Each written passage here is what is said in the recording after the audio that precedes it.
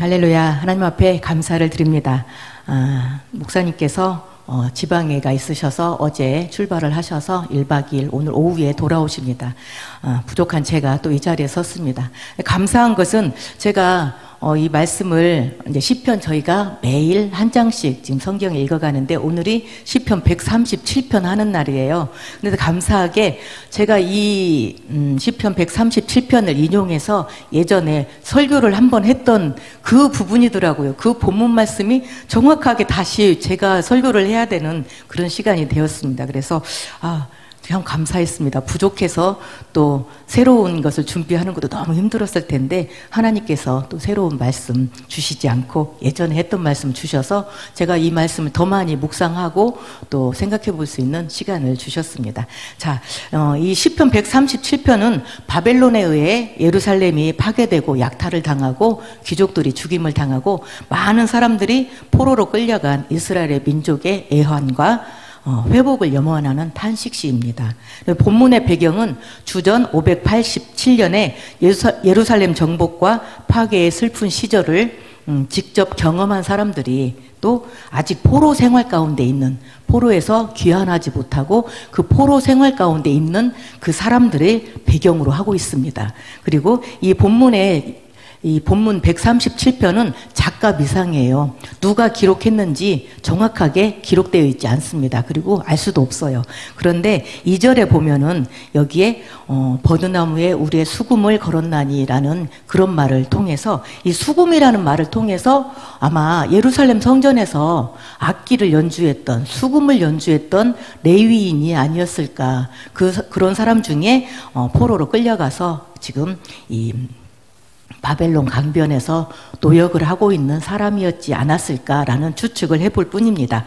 자, 그런데 어쨌든 이 사람들 중에 나라를 잃고 삶의 터전을 잃고 하나님을 예배할 수 없는 낯선 이방 땅에 끌려가 이방인의 노예로 살아가야 하는 그들의 애환과 또한 에돔과 바벨론에 대한 보복과 이스라엘의 회복을 주실 것을 대한 염원을 담고 있는 내용이 이 시편 137편입니다. 그래서 이 시편 137편은 1절에서 4절까지 그리고 5절에서 6절까지 7절에서 9절까지로 세 부분으로 나눠볼 수 있습니다.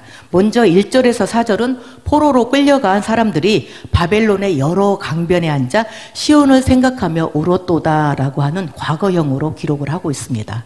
그들이 포로로 끌려가서 바벨론 강가 그 주변에서 아마 운하를 건설하는 그런 건설 현장에서 노역에 동원되었던 포로들이었던 것 같습니다. 그들이 그곳에 앉아서 시온을 생각하며 울었도다. 과거형이에요.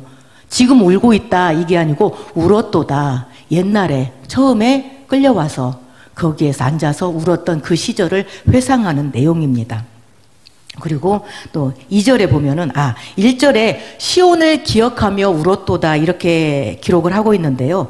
울었다는 단어에 히브리 원어로 감이라고 하는 부사를 써서 크게 슬피 울었다. 곧 뭐냐면 오열을 했다 이런 뜻입니다. 그렇죠. 나라가 멸망해서 바벨론에 포로로 끌려가서 노역에 시달리고 있는 그들의 심정은 정말 애통함과 비통함으로 정말 말할 수 없는 탄식으로 오열을 했을 것입니다. 그 심정을 나타내고 있다는 것입니다.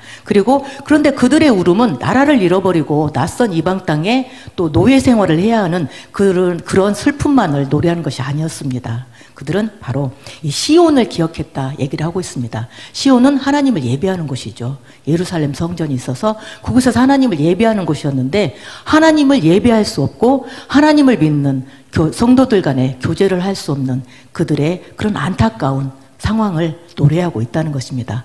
애통하는 마음으로 그들이 슬픔을 표현하고 있다는 것입니다. 자, 그리고 2절에 보면은 그 중에 버드나무에 우리가 우리의 수금을 걸었나니. 자, 수금은 어떤 악기입니까? 아마 예루살렘 성전에서 하나님을 예배하며 찬양할 때 연주되었던 악기지요.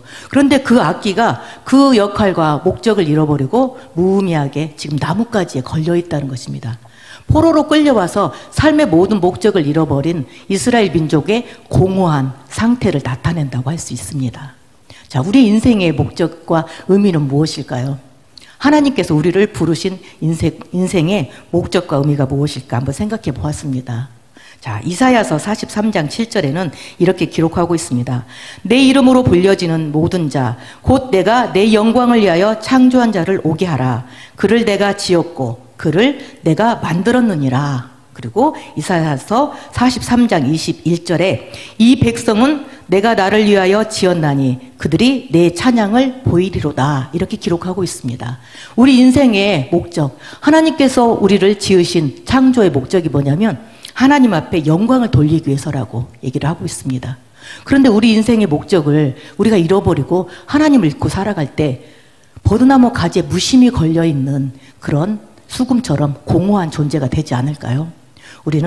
우리를 지으신 하나님의 그 목적을 기억하면서 또 우리에게 주신 하나님의 그 인생의 최고 가치를 창조하며 살아갈 수 있는 저와 여러분들이 되시기를 바랍니다. 그리고 3절과 4절에 그들이 수금을 나무에 걸어버린 이유가 나와요. 왜 그렇게 수금을 버드나무 가지에 걸어버렸을까? 그 이유가 바로 예루살렘을 황폐하게 하고 이스라엘의 민족을 포로로 끌고 간 바벨론 사람들이 그들에게 노래를 청하고 기쁨을 청하고 하나님을 찬양하는 데 쓰여진 시온의 노래를 부르라고 요청했기 때문이라고 합니다. 우리가 어찌 하나님을 찬양하고 하나님 앞에 예배하는 그 노래를 이방 민족, 이 낯선 곳 바벨론에 와서 노래를 부를 수 있겠느냐? 우린 절대 그렇게 할 수 없다. 그런 의미로서 이 수금을 나뭇가지에 걸어버렸다는 것입니다. 근데 저는 이 부분을 이렇게 묵상을 하면서 생각을 해보았습니다.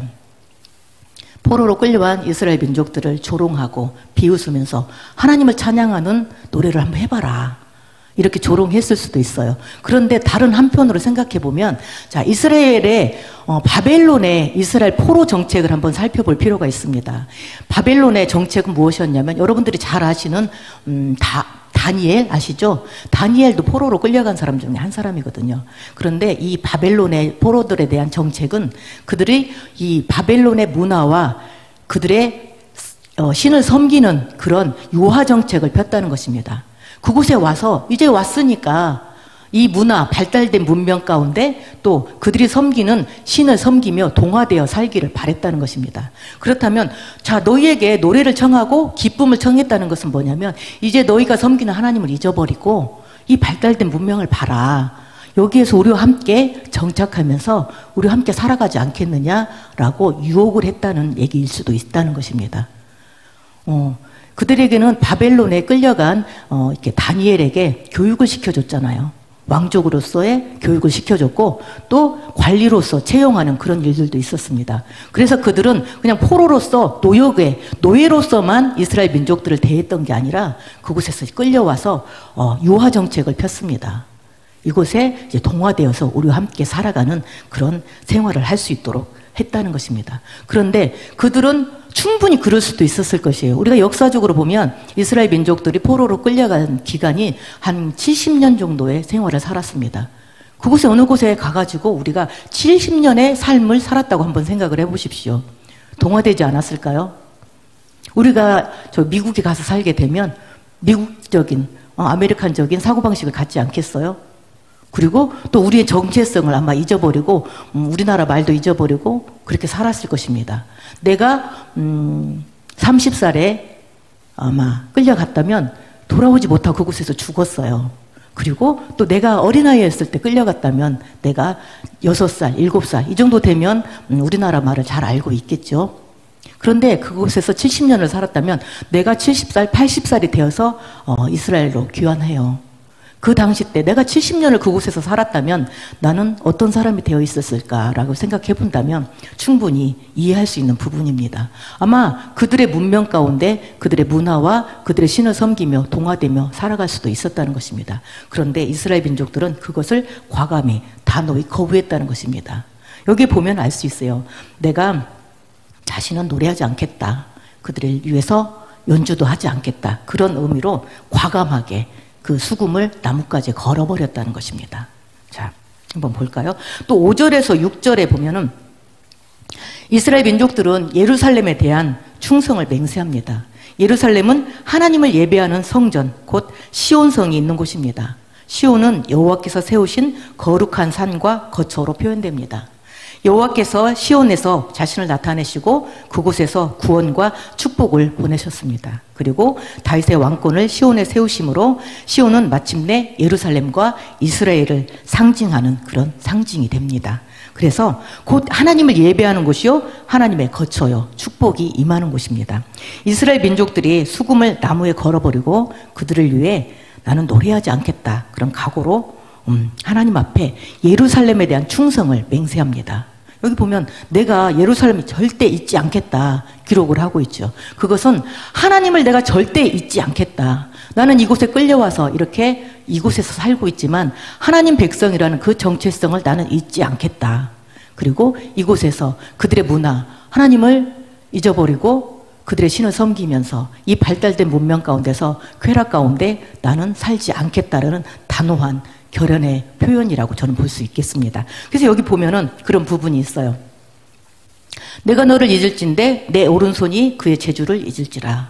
자, 내가 예루살렘을 잊어버린다면 내가 수금을 탔던 그 오른손이 그냥 재주를 잊어버릴 것이다. 이 세번역 성경에는 손이 말라 비틀어질 것이다 이렇게라도 표현을 하고 있어요. 연주하지 않겠다. 또 그리고 6절에 한번 볼까요? 내가 예루살렘을 기억하지 아니하거나 내가 가장 즐거워하는 것보다 더 즐거워하지 아니할진대 내 혀가 입천장에 붙을지로다. 자, 내가 노래하지 않겠다. 그런 유혹 가운데, 그런 문명 가운데 내가 동화되어 살아가느니 내 입천장이 그냥 말라붙어서 내가 노래하지 않겠다. 그런 결연한 표현을 나타내고 있다는 것입니다. 이것이 예루살렘을 기억하는 예루살렘의 여호와 신앙, 하나님을 섬기는 그들의 신앙을 나타내는 결연한 표현이라고 볼 수 있습니다. 자, 그리고 또 한번 볼까요? 7절에서 9절에 보면 여호와여 예루살렘이 멸망하던 날을 기억하시고 에돔 자손을 치소서 이렇게 얘기를 하고 있습니다. 여호와여 이 말은 하나님 하면서 그들의 삶과 그들의 역사 가운데 하나님께서 개입해 주실 것을 요구하고 있는 것입니다. 하나님, 예루살렘이 멸망하던 날을 기억하시옵소서. 우리가 지금 이곳에 와 있는 것을 기억해 주십시오. 우리의 삶을, 우리의 슬픈 현실을 기억해 주십시오 하면서 하나님의 강력한 개입하심을 지금 요구하고 있다는 것입니다. 그런데 자 7절에 보면 재미있는 부분이 있어요. 에돔 자손을 치소서. 그들의 말이 헐어버리라 헐어버리라 그 기초까지 헐어버리라 하였나이다. 자, 에돔 자손은 이스라엘의 야곱과 에서에서부터 출발을 합니다. 아시죠? 에서가 장자였고 야곱이 둘째였죠. 그런데 팥죽 한 그릇에 그 장자의 명분을 팔아버리고 이 에서의 후손들이 에돔 자손이 됩니다. 그들은 어떻게 보면 형제 국가예요. 형제 국가. 그런데 이스라엘 민족들이 바벨론에 의해서 침략을 당하고 그들이 고통당하고 멸망당할 때에 에돔은 이스라엘을 돕지 않았습니다. 그리고 바벨론의 앞잡이가 되어서 오히려 그들과 협력해서 이스라엘을 멸망하는데 힘을 합대했던 그런 민족입니다. 그리고 여기에 보면 그런 부분이 있어요. 헐어버려라 헐어버려라 그 기초까지 헐어버리라 하였나이다. 자, 헐어버린다는 것은 그렇죠. 회파하는 것을 말하죠. 예루살렘 성전을 다 무너뜨려 버려라. 그런데 여기에서 보면 그 뿌리까지 그 기초까지 헐어버리라 이렇게 얘기를 하고 있다는 것은 하나님을 섬기는 그 나라를 아예 없애버려라. 하나님의 신앙을 아예 뿌리째 뽑아버려라. 이런 말을 했다는 것입니다. 이런 행동들을 하나님께서는 기뻐하지 않으셨다는 것이죠. 고통당하고 있는 이스라엘을 그 형제 국가를 돌아보지 않고 또 하나님을 믿는 그 신앙 자체를 부정하는 것이죠. 아예 뿌리까지 뽑아버리고 아예 없애버려라. 이 지상에서 하나님을 믿는 저들을 아예 그냥 없애버리자. 이런 하나님을 대적하는 그런 행동이었다는 것입니다. 그래서 그 이스라엘 민족들은 그들에 대한 그 원망의 마음을 가지고 있는 것이에요. 그런데 그 역사가 아주 깊어요. 이스라엘 민족들이 출애굽 당시에도 에돔 땅을 지나게 됐어요. 그래서 우리가 당시에 이 땅을 지나가야 되는데 정말 아무 물도 마시지 않고 아무 해도 끼치지 않고 우리가 지나갈 테니 길을 좀 터달라. 그런데 터주지 않았어요. 그리고 나그네 된 이스라엘 민족들도 공격하는 행동을 했던 게 이 에돔 족속입니다. 하나님은 그런 정말 고통과 슬픔 가운데 있는 영혼들을 돌아보지 않는 이런 에돔 또 형제의 고통을 돌아보지 않는 에돔, 하나님의 백성들을, 하나님 신앙을 대적하고 없애버리려고 하는 에돔의 행동들을 하나님께서는 기뻐하지 않으셨다는 것이죠. 그런데 이스라엘 민족들이 여기에서 이 에돔의 그런 행동들을 보시고, 자, 갚아주소서 말을 하고 있습니다. 그것들을 치달라는 것은 갚아주소서 이런 얘기죠. 쳐달라고 얘기를 하고 있고요. 또 여기 이제 8절에 한번 볼까요? 멸망할 딸 예루살렘아, 내가 우리에게 행한 대로 내게 갚는 자가 복이 있으리로다. 또한 그들을 쳤던 바벨론에 대한 보복을 해달라, 이렇게 하나님 앞에 탄원하고 있습니다. 그런데 오베아다서라고 있습니다. 여기에 보면은 오베아다서의 1장 2절에 보면 이런 얘기가 있습니다. 내가 형제의 날 곧 그 재앙의 날에 방관할 것이 아니며 유다 자손의 패망하는 날에 기뻐할 것이 아니며 그 고난의 날에 내가 입을 크게 벌릴 것이 아니라. 또 1장 15절에 여호와의 만국을 벌할 날이 가까웠나니 너의 행한 대로 너도 받을 것인즉 너의 행한 것이 내 머리로 돌아갈 것이라. 결국 에돔은 주후 106년에 로마 제국에 병합되어서 역사 속으로 사라져버립니다. 에돔 족속은 지금 찾을 수가 없어요. 그렇게 하나님께서는 그들에게 보응을 하셨다는 것입니다. 그런데 이스라엘 민족들이 그 포로 생활에 끌려가서 그들의 그 발달된 문명과 그들의 신을 섬기지 않고 오직 하나님, 여호와 하나님을 섬기며 살아갔던 그들에게 다시 하나님께서는 그들을 회복시키십니다. 70년이라는 포로 생활을 마치고 결국은 회복시키셔서 지금 이 순간에도 이스라엘은 존재하고 있습니다. 그런데 또 그들에게 그들을 침략했던 바벨론 또한 하나님 앞에서 멸망을 당합니다. 자, 하나님께서는 역사의 주관자가 되십니다. 이스라엘을 멸망했던 그 이스라엘이 범죄함으로 이스라엘을 심판하는 도구로 사용되었던 바벨론 또한 그들의 교만함과 자만함, 그들은 하나님의 섭리라는 것을 깨닫지 못하고 그들의 힘과 그들의 지혜, 그들의 교만함과 자만함을 의지함으로 하나님 앞에서 멸망을 받게 되었다는 것입니다. 그리고 또한 출애굽 당시에 그렇게 이스라엘 민족들을 공격했고 그들이 멸망당하는 것을 기뻐했던 에돔 또한 역사 속에서 사라지고 말았다는 것입니다. 자, 하나님은 모든 역사의 주관자 되신다는 것입니다. 여러분들이 그것을 기억하시기를 바랍니다. 우리가 이 세상을 살아가고 있는 동안에 하나님 앞에서 또한 우리에게 주신 삶의 목적과 삶의 의미가 무엇인지 그것을 한번 생각해 보시기를 바랍니다. 우리는 우리의 힘으로 우리의 지혜로 이 세상을 살아가고 있는 것 같지만 아닙니다. 하나님 모든 역사의 주관자 되시는 것처럼 우리의 삶의 주관자가 되신다는 것입니다. 그래서 우리는 오직 하나님 앞에 하나님을 높이고 하나님 앞에 영광 돌리고 하나님을 예배하는 그런 삶의 의미와 목적을 든든히 하시기를 바랍니다. 이 세상은 하나님 없는 문화 가운데 우리를 유혹하고 있습니다. 과학이 발달해서 모든 삶의 문제를 해결해 줄 것처럼 또 의술이 발달해서 모든 질병을 다 고치고 우리를 영원히 살 수 있게 하는 그런 존재가 될 수 있는 것처럼 장밋빛 미래를 얘기하고 있습니다. 하지만 그렇지 않습니다. 역사의 주관자가 하나님이듯이 우리의 모든 인생을 주관하고 계시는 이는 하나님이십니다. 우리가 그 하나님께서 우리에게 주신 삶의 의미와 목적이 무엇인지 돌아보시기를 바랍니다. 그리고 저는 이곳에서 이 에돔의 행태를 보면서 또 생각해 보았습니다. 우리가 고통당하고 슬픔과 근심 가운데 있는 이웃들을 돌아보시기를 바랍니다. 하나님은 사랑의 하나님이시고 긍휼의 하나님이십니다. 약한 자, 슬픔과 고통 가운데 있는 자들을 돌아보시는 긍휼의 하나님이심을 기억하시기를 바랍니다. 우리는 이 세상 가운데 살아가면서 우리 하나님을 섬기며 살아가는 거 그것만으로 만족하고 살아갈 수도 있죠. 하지만 그것을 넘어선 또한 하나님의 뜻을 이 땅에 펼치시고 실현하시기를 원하신다는 것입니다. 그리고 하나님을 알지 못하는 사람들에게 하나님의 그 빛을 발하시기를 원하신다는 것입니다. 그리고 그들의 슬픔과 고통과 아픔을 같이 나누기를 원하신다는 것입니다.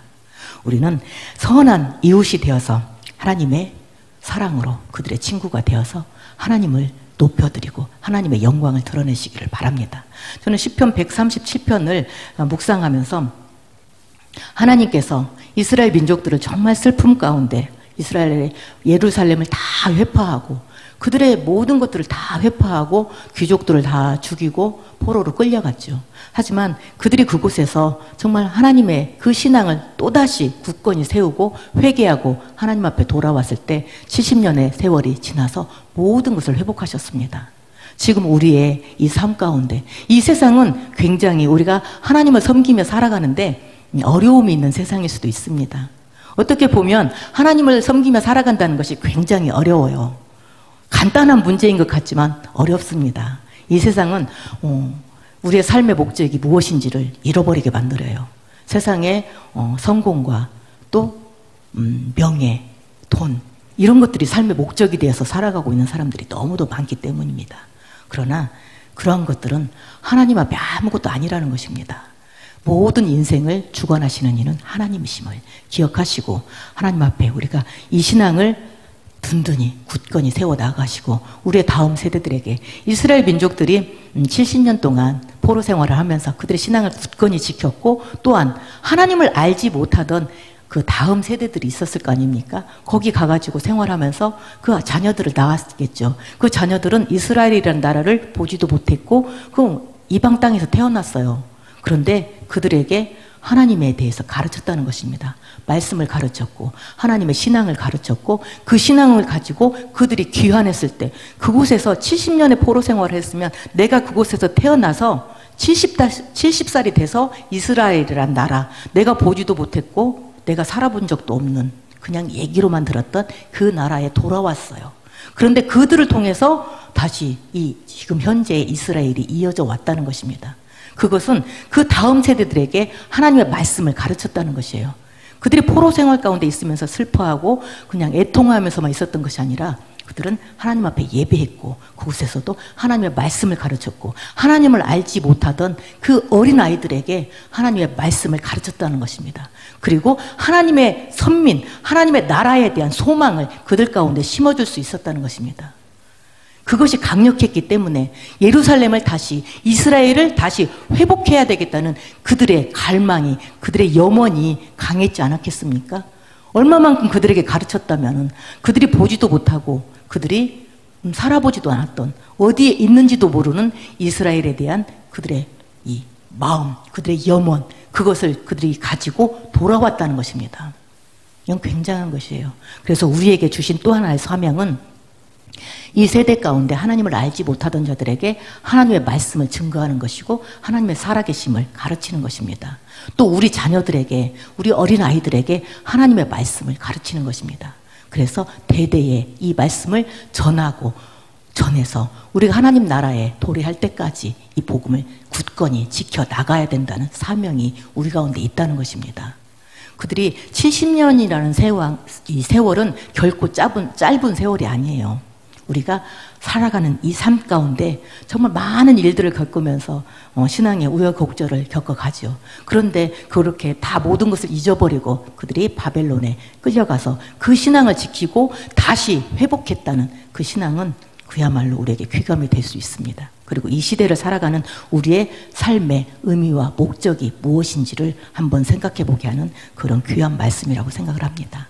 오늘 이렇게 부족한 자가 하나님의 말씀을 들고 섰지만 이 가운데 하나님께서 우리에게 하나님의 뜻이 무엇인지를 알 수 있는 귀한 시간 되시기를 바랍니다. 자, 기도하시겠습니다.